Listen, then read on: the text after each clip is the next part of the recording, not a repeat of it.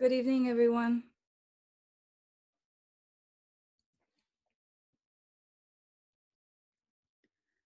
Tonight, I'm going to give a talk called Buddha's Robe, and I'm very excited to see Valerie here. Thank you for coming.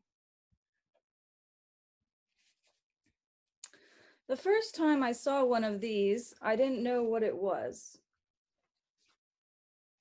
The first one I saw was a blue one, a kind of cloth with rectangular patterns on it. I was at a writing and meditation retreat with my first teacher, Natalie. She was wearing one of these around her neck. And since she was a writing teacher, I thought that maybe it was a pencil holder. And I thought, oh, Natalie must be keeping her pens and pencils in there. It's awfully big though, but well, she has a lot of pens and pencils. So I thought that for a couple years. And when I told her what I thought, she completely burst out laughing. And that's when I found out it's not a pencil holder. It's actually a small version of Buddha's robe. So if you've ever been mystified by Buddha's robe and don't really know what it means, you're definitely not alone. And I thought it would be a good thing to share with you some of the things that I've learned. There are several layers to a modern Zen robe. The bottommost layer is the juban, which is a white collar undergarment. Then we have a light kimono, which can be light in color or even white sometimes.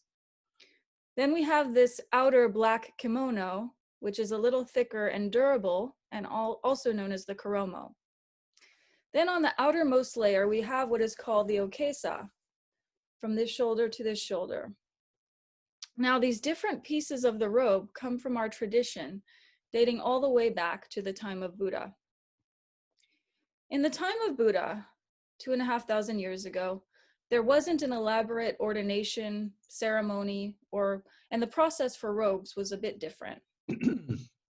So your ordination ceremony would just be the Buddha saying, "Come, monk," and the monk would go follow the Buddha. They gathered rags from discarded pieces of cloth and would purify them. After boiling and cleaning them, they would crush up roots and tubers and dye the rags a kind of muddy off yellow saffron color. Then they would take these pieces and sew them together into a robe. See here, there's the little pieces that are sewn together. From Suzuki Roshi, I have a list of 10 types of rags that would have often been used.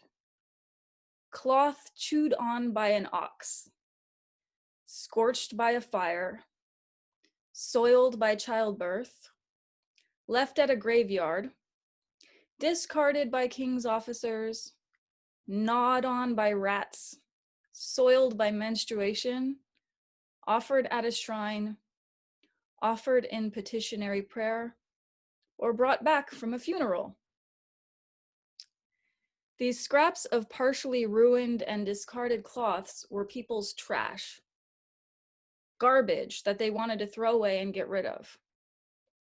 And rather than throwing it in the garbage, the followers of the Buddha would cut off the burned and damaged edges. They would wash, boil, and purify the cloth. Then they would dye it an earthy brownish yellow color and sew it into a robe of liberation.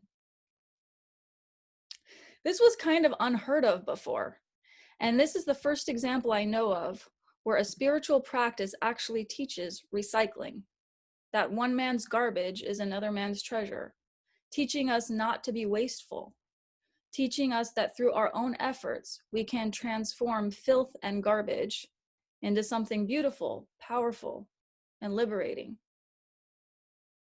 So the first Buddhist robe started with what is called now the okesa, this one-shoulder saffron robe. That's what the Buddha wore. Obviously, it was much hotter in India than it is here and in Japan. In places like Thailand, they still wear the one-shoulder robes in saffron color. It's very hot there as well. Now, when the transmission of the Dharma went from India to China, That's when the underlayer kimono came. And as the transmission reached Japan, then they wore Japanese style kimonos. And this thicker kimono, also known as the kuromo, was added. But at that point, they were not wearing the okesa. So at some point, it was mentioned that they should bring back the okesa, the original Indian garment, and that was added on top. So now the full set of robes that we wear represent our entire heritage, dating all the way back to the time of Buddha. Traditionally, all monks would sew their own robes. Now, there's something very powerful here because, especially in our modern times, we typically buy our clothes. We don't make our clothes. I think other than mending some socks, this was the first article of my own clothing I actually made. I'm deeply impressed that historically people made their own clothing. Even my grandmother. She would sew clothing for her entire family. My mom, her sister, my grandfather. It's completely different to make something with your own two hands than to buy something at a store. By the practice of sewing Buddha's robe, we get to experience a kind of empowerment, breaking off from the dependency of mass-produced objects and mass-produced clothing. Being commuter monks or city monks or practitioners that have daily jobs, it might not be practical for us to sew full-length robes because we have to work at a job and pay the rent, and we often need office clothing. But what we've done often at Kannon is we sew this miniature version of the okesa by hand, which is called a rakusu. It's a good practice to experience sewing something for ourselves, doing something with our own effort. One thing that distinguishes Buddhism from many religions is the focus on our own effort. We don't try to change and convert people, and we also don't sit back and hope for the best. In Buddhism, there's no devil to blame for our misdeeds, and there's no Santa Claus in the sky to grant us our wishes. We learn personal responsibility. We alone are responsible for our actions. Our effort is what makes things happen, and our commitment is what saves us. The rectangular patterns on the okesa represent a rice field. Now, there's a lot of symbolism with the rice field. I'm just a beginner at understanding the okesa, but I will share with you what I know. Traditionally in the rice field, there would be a flow of water that would stream through, easily watering the rice field. So it was kind of symbolic for wisdom and nourishment flowing freely. Even the four corners have a symbolic meaning, representing the guardians of the four directions. But they also have a practical purpose. The four squares on the rakusu and the okesa, as well as on the zagu, which is the bowing cloth, are squares that reinforce the strength and durability of the cloth. So a lot of things in the Buddhist robe, as well as in Zen in general, are very practical, while they might also be symbolic. Now let's talk about the colors of the robe. In the tradition of Suzuki Roshi in our lineage, the color coding is that priests in training will wear black robes and rakusus like this. And lay practitioners will wear blue rakusus. Again, these are all supposed to be off colors. They're not exactly pure blue. Then the teachers who have what we call Dharma transmission wear this earthy saffron, off yellow or brownish color, which is what the Buddha wore. So when Les used to give Dharma talks at the Zendo, you would often see him wearing this saffron or brown colored robe. But most of us don't wear that color because we're still very young in our practice. As you see, Valerie also on this call has a brown robe. Green is a rarer color, but it can mean a lay ordination teacher. And this is just our tradition. There may be other lineages that have very slightly different color codings that mean different things. So going back to the original color, wearing an impure mustard brown was a very non-conformist thing to do, even in Buddha's time. The colors that were valued were so-called pure colors, bright reds, blues, shiny whites. If a shirt had to be yellow, they would have valued a bright shade of daisy yellow. Buddha was, in essence, sticking it to the materialist institutions of his time by insisting on wearing the color of mud. 2,500 years ago, and I'm sorry to say things have not changed much since then, there were different castes where certain groups of people were considered better than others. Some were wealthier and more privileged, and the other poorer classes were disadvantaged. These inequalities persisted from generation to generation. As you know, in the United States, we have a history of slavery, and that's not that much different from the caste system that existed in India. But Buddha did not subscribe to the caste system, just as he would have not been okay with slavery. Buddha did not treat people from different castes better or worse than others. He treated everyone the same. Now, there was a little caveat with women who were practicing. Buddha was more or less kind to them, but the women really had to insist on being part of the practice, banging on the monastery doors to get attention in order to gain their place in the practice. One of the earliest insistent women was Mahapajapati. The woman who raised the Buddha, she was basically his mother. They did have more rules to follow in the beginning, but eventually, due to their persistence and effort, women became an integral part of the practice. And eventually, they also became teachers of the practice, although it took some time. You do not have to be rich or of noble birth or well-educated to wear Buddha's robe. Your race, caste, family of origin, and gender do not matter. Your sexual orientation does not matter. It does matter that you make an effort to be faithful and honest in your relations. You do not even have to be an ordained monk to wear Buddha's robe. Sitting robes, which are slightly different in style, can be worn by anyone who's a serious practitioner if you want to feel a more formal connection to the practice. And even if you're just wearing street clothes, meaning you're wearing a t-shirt and sweatpants, you can still practice the Dharma, and it's really not any different. It's about your mind, about your awareness and your practice of the teaching. The robe can help us put on that mindset, to remember that awareness. But if someone stole my robes or took away my robes, I would still have my robes. You know, I am the robe. I am the rice field. It's a symbol of the earth and everything it contains. So when we take all of these little pieces, these little scraps of fabric, and sew them all together, that's many coming together into one, showing that ultimately we all are one. When we sew the ropes, we go very slowly with great concentration, making very tiny stitches in a straight line, evenly spaced. It took me about 5.5 years to sew my rakusu. It doesn't have to take that long, and sometimes it can even take longer. But I had some challenges in my life during those years as well, so I couldn't dedicate a lot of time to sewing, but it was steady and slow. And through that time, I learned focus, concentration, persistence, mindfulness, and a lot of patience. And I still have a lot more to learn. If your mind is wandering off daydreaming, your stitches will show it.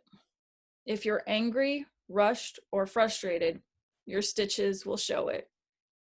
And if you have a calm, steady mind, then the stitches will come out more even. You won't have to undo so much of your work. The robe is a mirror of your mind. So this is the teaching. It's less about the physical object and more about the practice and the character development. Zen students who sew are under the guidance of a teacher, and the teacher writes a new name for you on the back of the rakusu. The new name has to do with your character. The very last stitch of the rakusu, so first I'll show you the back. And the very last stitch is what we call the pine needle stitch. And it's in green thread. I don't know how it exactly came to be this symbol, but the pine tree is an evergreen. Even in times where it's not very rainy, it stays green. It has a long life. So it's a symbol of protection and long life. It's probably been a year since I finished sewing this rakusu. And it was only a few weeks ago that I was in the backyard with my sister. The trees had to be trimmed to not interfere with the house. And it was suggested that we should just cut down this pine tree that was growing in crooked.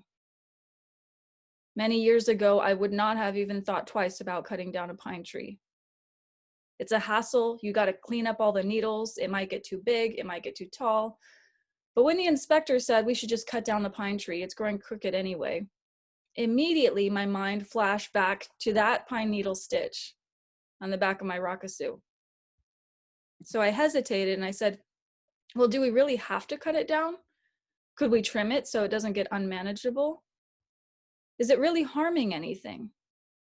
Is there another way?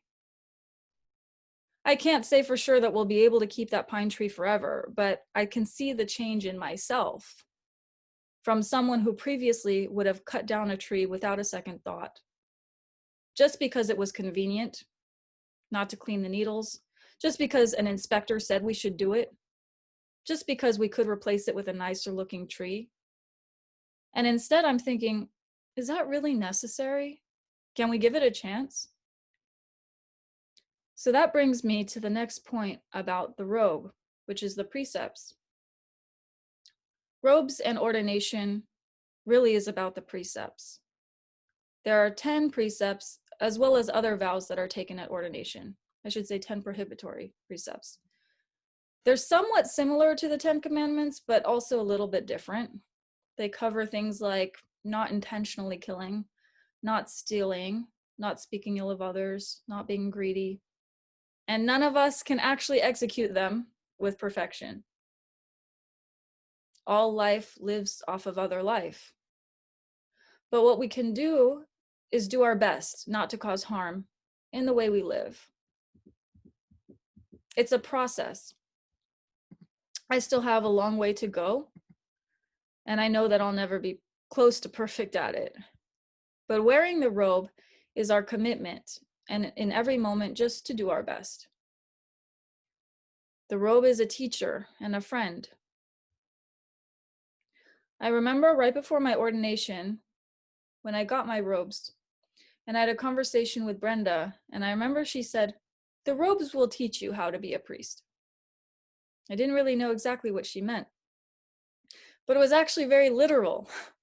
So if you see these long sleeves, they touch almost to the floor. They're completely impractical from a common viewpoint of getting things done and being efficient with sleeves like this. However, they're very effective at making you aware of your own body and what you are doing with your body. For example, if I suddenly turn around very fast, I could just clear off a table, smashing vases and everything falling on the floor. It's not just to look pretty. It teaches you, what am I doing with my right arm? What am I doing with my left arm? And all of the things that we often do very unconsciously, we become conscious of. So the robe is a teacher just in the way it's structured. I've been talking a lot about Buddha's robe as a symbol, and it symbolizes many things, but Suzuki Roshi tells us that the okesa is not just a symbol, but the Dharma itself. It's the practice of the sewing that's similar to the practice of meditation. It's the practice of folding the okesa and folding the bowing cloth with care. The practice of caring for the robes, of not spilling things on them, of not putting them where they could be trampled on. That teaches us how to take care of our whole life. So in that sense, the robes themselves are the practice, not just a symbol. In the morning we chant, "Great robe of liberation, field far beyond form and emptiness, wearing the Tathagata's teaching, saving all beings." The robe is a symbol of liberation, liberation of your mind, freedom from conditioning, freedom from competition, freedom from our limited ways of thinking. It's called a great field of benefaction, which to me engenders nourishment and support. I'm going to read you a quote from Dogen Zenji. Dogen brought the teachings from China to Japan, and he's one of the key teachers in our tradition. Listen carefully, Janaprabha. The great happiness field robe has 10 victorious qualities. While worldly clothes increase defilement, the Dharma robe of the Tathagata does not. The Dharma robe provides modesty, completes repentance, and creates the rice field of happiness. It protects you from cold, heat, and poisonous creatures. It strengthens your way-seeking mind for attaining ultimate understanding. Manifesting in the form of a mendicant home leaver, it frees people from greed and desire, cuts off 5 wrong views, and helps you to hold correct practice. By revering and bowing to the sacred banner Kashaya, you will have the happiness of King Brahma. When a Buddha child wears the Kashaya, a vision of a stupa arises, creating happiness, eliminating unwholesomeness, and joining humans and devas. The noble form of the Kashaya arouses respect in a truth seeker who is free from worldly dust. All Buddhas praise it as an excellent field, most beneficial to sentient beings. The inconceivable, miraculous power of the Kashaya nurtures practice for enlightenment. The sprout of practice grows in the spring field. The splendid fruit of enlightenment is like a harvest in autumn. The Kashaya is true armor, impenetrable as diamond. The deadly arrows of delusion cannot pierce it. I have now recited the 10 excellent merits of Kashaya. Dogen Zenji, Power of the Robe. You will notice that Dogen mentions words like sprout, spring field, harvest, and the splendid fruit of enlightenment. The rice paddy, which is the pattern sewn into the Buddha's robe, is agricultural. It has to do with farming. While reciting these 10 excellent benefits of the robe, we have to remember that it doesn't come without effort. Just as you need to plant rice, water it, harvest it, we need to cultivate our practice in order to reap its benefits. The sewing and the wearing of the physical robe can be an aid for us in developing our practice. But I did not become a more holy person just by putting on a robe. I think that the robes have had a lot to teach me as a reminder to pay attention. But the most important thing I want to leave you with is that the robe is always there. The robe encompasses all creation. And it's not limited to a physical object, and it's not limited to times when you're wearing a physical object. So no one can take your robe away from you. Even if you don't have a robe, your skin is your robe. All of you sat zazen tonight, and whatever you sat zazen in becomes your robe. Your robe is your practice.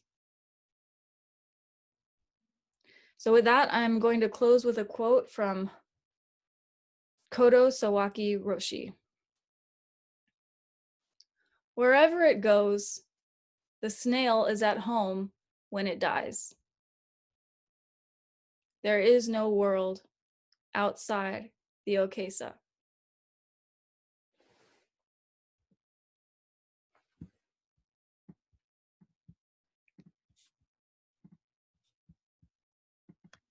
Thank you, everyone.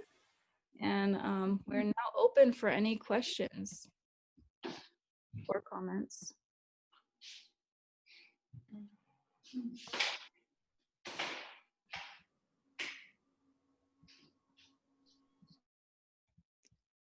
Columbine. Hi, Bonnie. Hi, Columbine. Thank you for your talk. I was wondering, you mentioned undoing the stitches. Are you allowed to undo it, or should you keep it as a reminder of what happened? It's a good question. Yes, often we undo stitches. If it goes crooked, if they're inconsistent, we will often undo it and start again because it needs to come out even. But there's no, things will never be perfect. I remember one time, and I think part of the joy of sewing is doing it in a group. I was sewing with Paul Slakey for the longest time. And one time he was so irritated that one of his stitches was a little off, but it was way back and he didn't want to undo it. And I remember him saying like how much he hated that stitch and how it was too long. And I looked at it, I said, that's my favorite stitch. So you don't always undo mistakes because you're never going to get it perfect. But at some point we have to say, is it good enough to move on, right?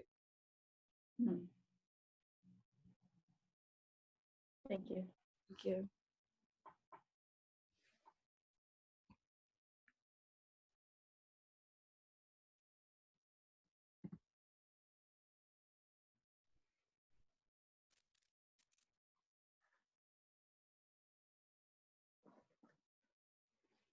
Brenda.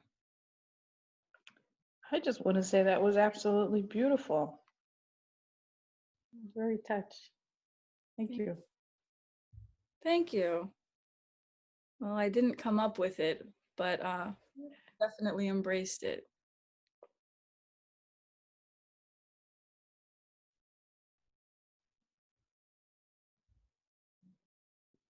Diane has her hands up. Yeah, Diane. Oh, go ahead, Diane. Thank you, Bonnie. That was really a beautiful talk. You stitched together and wove a really sort of beautiful poetic talk. I really enjoyed it.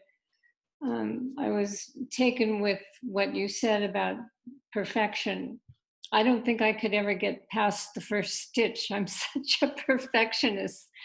But I love what you said about your favorite stitch was Paul's hated stitch.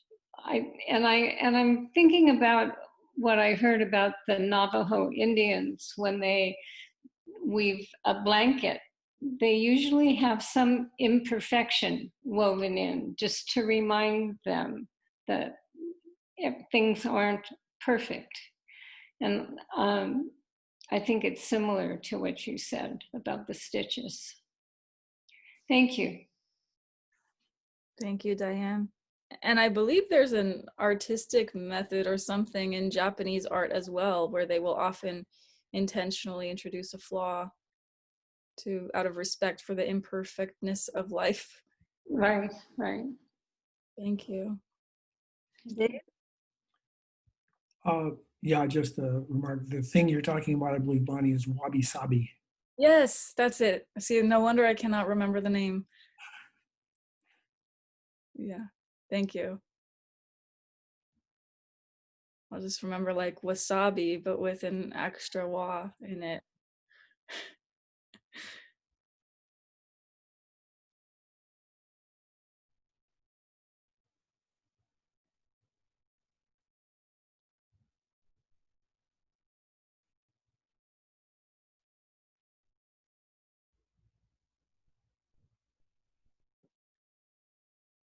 Teresa. I don't really have a question, but I just wanted to tell you how beautiful your rakusu is. Oh, thank you.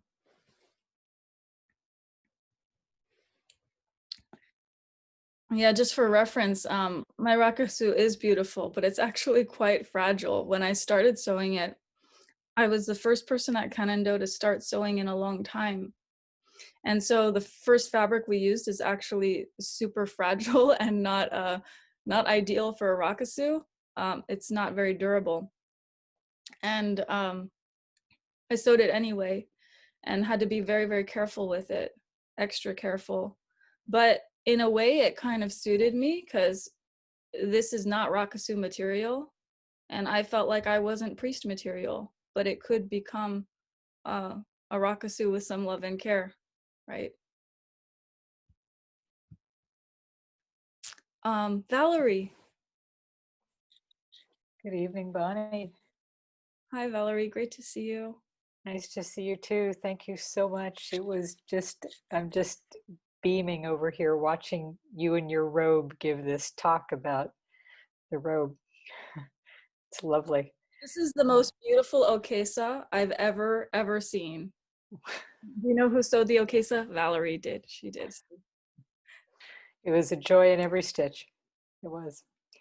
My question is that often when I talk about the robe, the biggest objection I get is how separating it is, that it separates, it gives a visual separation, which implies hierarchy because of who we are. I've even had people call it gang colors. So what is your teaching on the separation or not of the robe? How does that feel to you? Thank you. That's a very important question. It is separating, but it depends a lot on the context. So when we choose to wear a robe, we are setting aside this time and this intention and being very formal about it. We are actually, same as when we enter the zendo, this is a sacred space. So when I put on the robe, this is a sacred space. One of the things, even to put on the robe, I kneel wherever I am. And that's how we're taught. You kneel to put on the robe. So the ritual of doing that puts us in a different mindset than if I just, plop on the cushion after eating a bunch of potato chips or whatever, I mean, it is a transition. It is a separation. I think separations, discriminations, differences have different implications depending on the context. And I think what this shows us is that, the okesa being a, kind of representation of the entire world, is that we have problems in our world with hierarchy, with gangs and gang colors, with abuse, with exclusion, and that these are real problems. And often people will come to Zen practice who have already experienced that. They've experienced some kind of exclusion in their life. They've experienced divisions. They've experienced hostility between different groups, between different races, between people who wear red or people who wear blue. And that is part of the karma that we're working to untangle. So it will naturally come up in the practice to try to be healed. I think it's very important that if we want to stay true to the teachings of the Buddha, that we make it very clear that everyone can wear robes if they choose to, and that it's not an exclusive thing, that only some people can. It's really a choice that everyone has. And I also think it's important that we let people know that it's perfectly okay to practice in regular clothing. Before I had this, this is kind of embarrassing. I had one black sweatshirt that I would wear because it was dark, and I got it free from the Milpitas Boxing Center, and it said "No pain, no gain," and it had boxing gloves, and people would, like, they literally told me that they would look at me in my boxing sweatshirt and be like, "Oh, she's here. I guess it's all right for me to be here." Like, so it's totally okay. I think the most important thing we can do is just have conversations about it so that people understand what is the intention, what does it mean. Because if we're staying true to the teachings of the Buddha, it is a very anti-hierarchy thing. And that's the true teaching. Thank you. Thank you. Mike?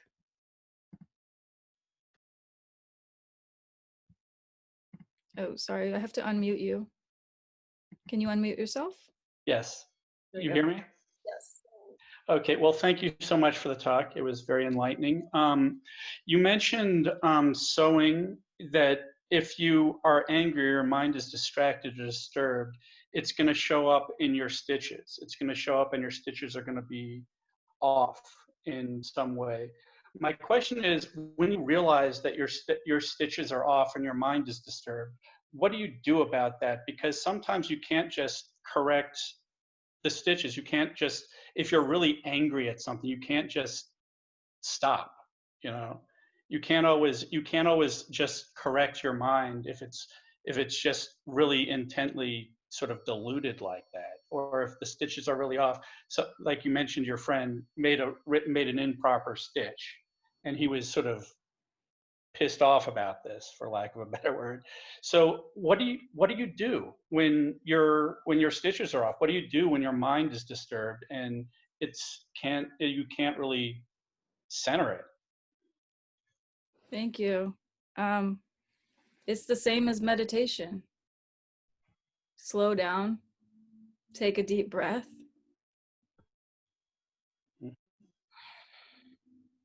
And it might take some time, but gradually the mind slows down a little bit. Your breathing will gradually fall into rhythm. And sometimes just acknowledging what you're feeling.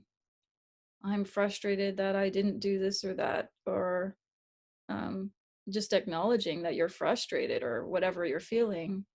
But I'd say it's really the same as meditation in my mind. Okay.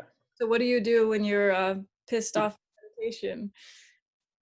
I'm sorry, I didn't hear you. What do you do when you're upset in meditation? It depends on what I'm upset about. Mm. I try to sort of look at it and then acknowledge the feeling and then bring my attention back to the breath. Yep, perfect. That's the practice. Yeah. Sometimes if the feeling is so overwhelming, I don't go into meditation. I Mm. do something else.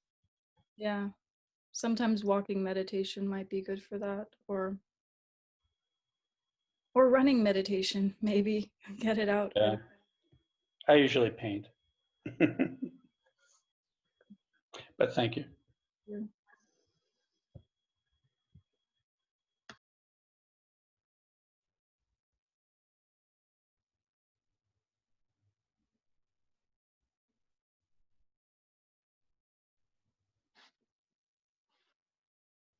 Hey.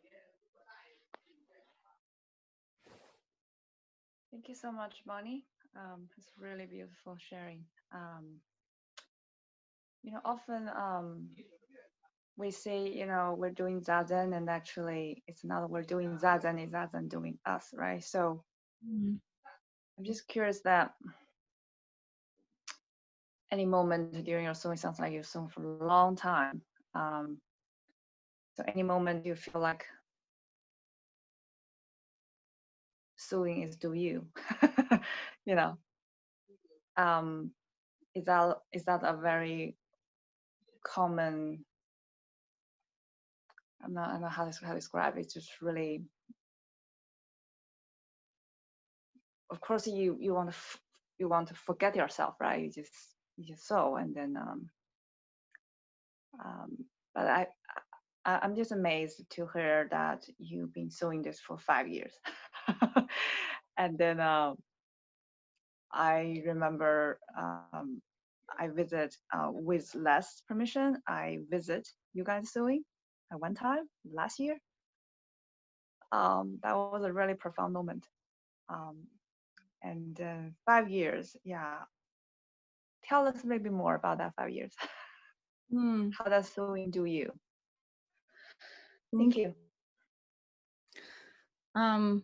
Yes, I'd say that there are times where you get really in the rhythm of things. And when you're really in the rhythm of things and there's just sewing, and that's when you're not thinking about, I need to go to the grocery store to get almond milk, and I have this work thing due tomorrow, and you're not even thinking about your identity or your race or your, name. You're just sewing, and it's actually very peaceful, similar to in meditation where you're just free from distractions. So there are definitely nice times like that, and you kind of come out of that feeling very settled when that happens.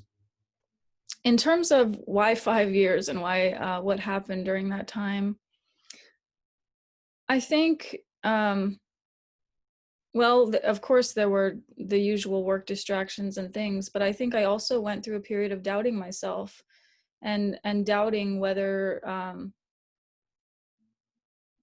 Zen, I don't know. I always knew Zen would be part of my life. I always knew that I would be practicing meditation, but I think we all eventually hit some roadblocks where we think that, oh, if I practice or if I do this path, then this disappointment shouldn't happen, right? Or I mean, not like I thought all the traffic lights were going to be green or anything, but you just think that certain difficult things shouldn't happen if I'm practicing right, something like that. And so I think I went through a period subconsciously of trying to process that and trying to process certain disappointments that were happening in my life, and also grappling with self-esteem issues, to be honest. I'm very open about this, that one of the things I struggled with is that I'm not vegetarian, and I wanted to be more vegetarian. And I had grown up as someone who eats meat, and you don't have to be strictly vegetarian, but I felt like I should, like there were enough options. I needed to make more effort. And so there were a lot of things I felt like I wanted to improve in myself. While I might not be perfect, I wanted to get at least better at least reduce this, at least reduce my bad habits. And as well as I was processing some grief, which had nothing to do with my actions, but more to do with my expectations, right? So I think during that time I was processing a lot of things. And eventually I just came to a point where I felt ready, and things just naturally kind of completed themselves right before quarantine. Well, not right before, but I was ordained right before quarantine. But yeah, so it was definitely a process of introspection. And because I take it very seriously. I mean, a vow is a very serious thing to make. And I just wanted to feel like I could do it, if that made any sense, or I could do my best, knowing that I could do good enough, that it was going to be okay and I could do good enough. Something like that. Thank you so much. Thank you.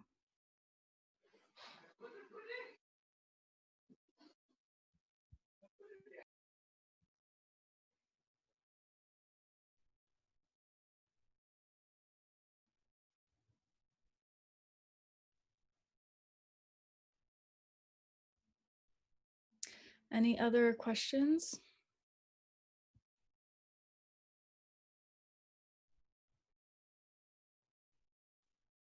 Right. Well, thank you very much. And I think now we will take any announcements. I think we have a speaker this Saturday. Teresa, would you like to go? Yeah, let's organize it. Maybe he would like to talk about it. Okay, Les? Yeah. Okay.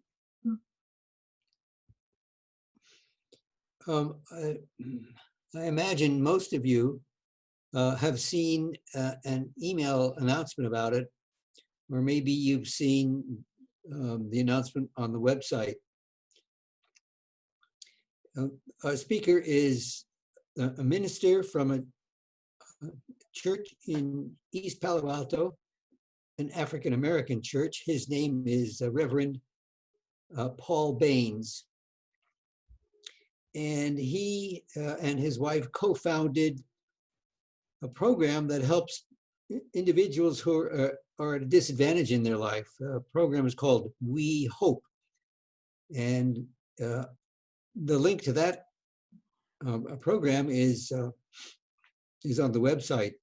It's something you might want to look at to see the breadth and the extent of the services that they provide for people who are having difficulty with food and with home and just generally not in a very good space. The We Hope program that Reverend Baines manages is just a great gift to the,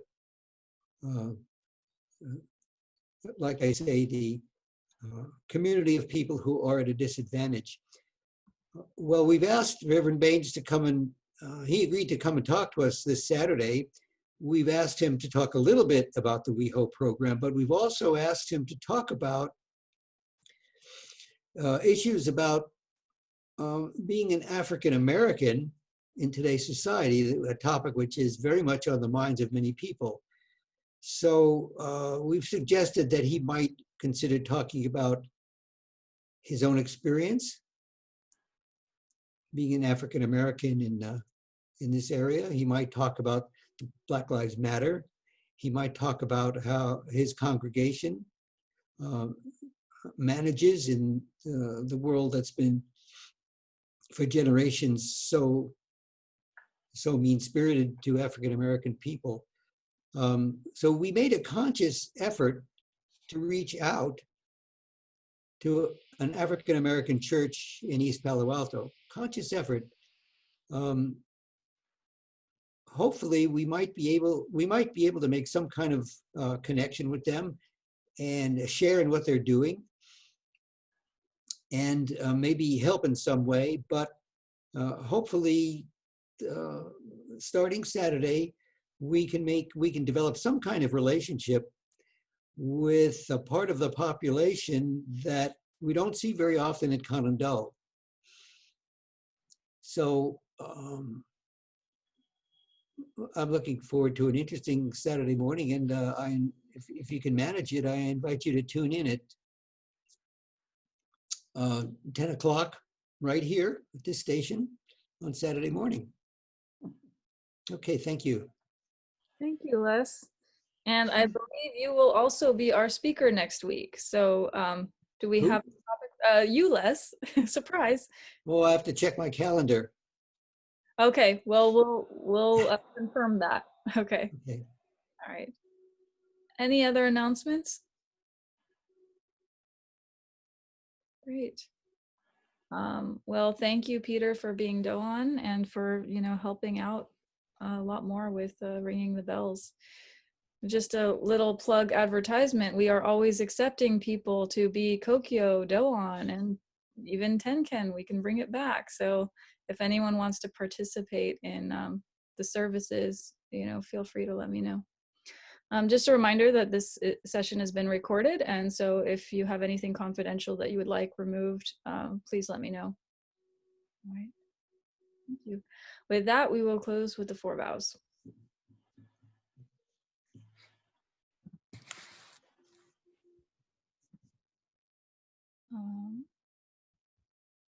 Sorry, Peter, can you unmute yourself? Because when I muted everyone, I accidentally muted you. Sorry about that. Thank you.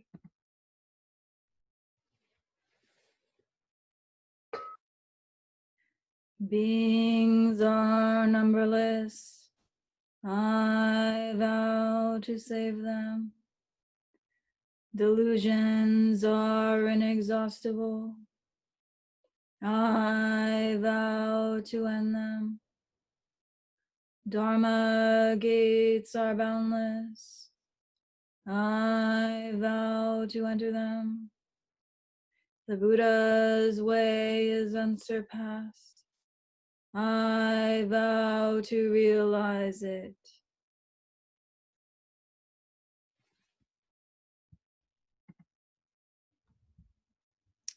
All right, thanks everyone. We are officially closed for the evening, and you're welcome to stay and hang out for a bit, or you feel free to drop off. See you soon.